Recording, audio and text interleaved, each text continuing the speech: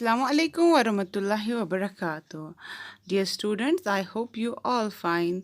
Students, आज हम पढ़ने जा रहे हैं हाउस यूज ऑब्जेक्ट्स, वो चीज़ें जो हमारे घर में इस्तेमाल होते हैं। स्टूडेंट्स, अगर हम अपने घर में देखेंगे तो हमारे इस्तेमाल में बहुत सारे चीज़ें हैं। तो अब हम क्या करेंगे, अब हम इसमें कुछ चीज़ें पढ़ते हैं जो हमारे इस्तेमाल में होते हैं। ठीक है स्टूडेंट्स, चलिए हम पढ़ते हैं आज लॉक एंड की। लॉक एंड की होता है चाबी और ताला। स्टूडेंट्स, आपको पता है चाबी और ताला किस काम में इस्तेमाल होता है? हाँ, जो ही हम बाहर जाते हैं घर से बाहर तो हमें इसका इस्तेमाल करते हैं, या अगर हमारे पास वार्डरोब हो तो हम उसमें भी ये लगाते हैं ताकि वो बंद रहे। हम घर से बाहर जाएंगे तो हम तब इसका इस्तेमाल करते हैं ताकि घर में कोई अनजान ना घुस सके। और बच्चों, अक्सर हमारे क्या होते हैं कि ये हम लॉक और की जो है हम ऐसे ही छोड़ते हैं कहीं पे भी। फिर जब हमें जाना होता है जल्दी में तो फिर हमें ये मिलता नहीं है, फिर हमें इसे ढूंढना पड़ता है। तो क्या करना चाहिए कि हमें इसकी एक अलग जगह रखनी चाहिए।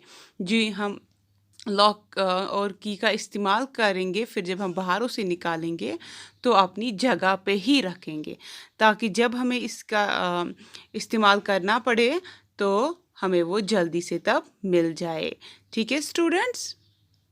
टॉर्च, टॉर्च होती है लाइट, हाँ, जिससे हम देख सकते हैं। जब अंधेरा होता है तो हम टॉर्च कहीं पे डालते हैं तो हमें नज़र आता है। या जब हम शाम को कहीं हमें जाना होता है तो हम अपने साथ टॉर्च लेते हैं। अगर लाइट ना हो तो हम टॉर्च का इस्तेमाल करते हैं ताकि हम अच्छे से चल सके और जो अंधेरे में वहाँ से आए वो भी हमसे ना टकराए। और बच्चों, यहाँ पे मैंने कभी देखा है कि कुछ बच्चे टॉर्च का इस्तेमाल करते हैं पढ़ाई के टाइम। ऐसा बिल्कुल नहीं करना चाहिए। अगर हम टॉर्च का इस्तेमाल पढ़ाई के टाइम करेंगे तो हमारी आंखें ख़राब हो सकती है। जब लाइट हो तो तब आप इस्तेमाल करें।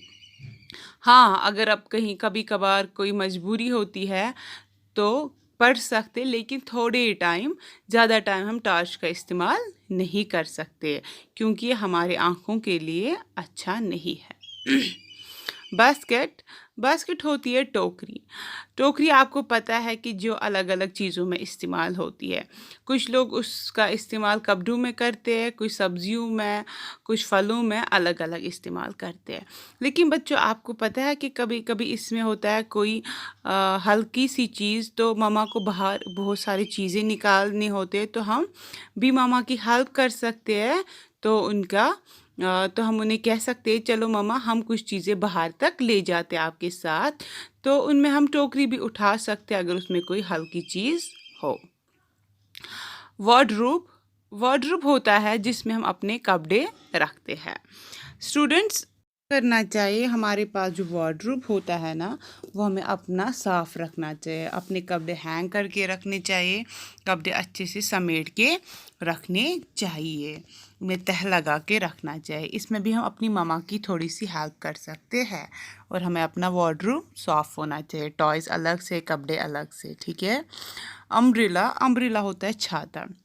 डियर स्टूडेंट्स, मैं आपको एक बात बताऊं, छाता हम यूज़ करते हैं समर्स में भी और विंटर्स में भी। विंटर्स में हम छाता इस्तेमाल तब करते हैं जब बारिश हो या स्नो हो ताकि हम भीग ना जाए। ठीक है। और समर्स में इस्तेमाल करते हैं, कुछ लोगों को सनलाइट से सर में दर्द होता है तो वो तब समर्स में अम्ब्रेला का यूज़ करते हैं। डस्टबिन, डस्टबिन होता है कूड़ेदान। जैसे बच्चों हमारे पास होते हैं वो छोटे छोटे डस्टबिन, जी हम पेंसिल शॉर्प करते हैं, इरेज करते हैं कुछ, या कभी कभार आप कोई रफ कॉपी काटते हो तब आप वो सारा डस्ट उसमें डालते हो। और हमारे किचन में अलग डस्टबिन होता है, जो भी हम दिन में खाते हैं वो हम उसमें डालते हैं, और बाहर का होता है अलग, उसमें हम प्लास्टिक, ग्रेस, बाकी डस्ट जो होता है आंगन का वो हम उसमें डालते हैं। स्टूडेंट्स, यहाँ पे मैं आपको एक बात बताऊँ, एक नसीहत मैं आपको करती हूँ कि जब हमारे घर ये आता है, स्वीपर आता है डस्ट लेने, तो हम अक्सर बोलते हैं कि कूड़े वाला आ गया। डियर स्टूडेंट्स, ये बहुत गलत बात है। वो कूड़े वाला नहीं होता है, कूड़े वाले हम होते हैं, क्योंकि कूड़ा हम उसे देते हैं। वो सफाई वाला होता है। तो आज से हम उसे बोलेंगे सफाई वाला। वो कूड़े वाला बिल्कुल नहीं होता है। सूटकेस होता है जिसमें हम अपने कपड़े रखते हैं।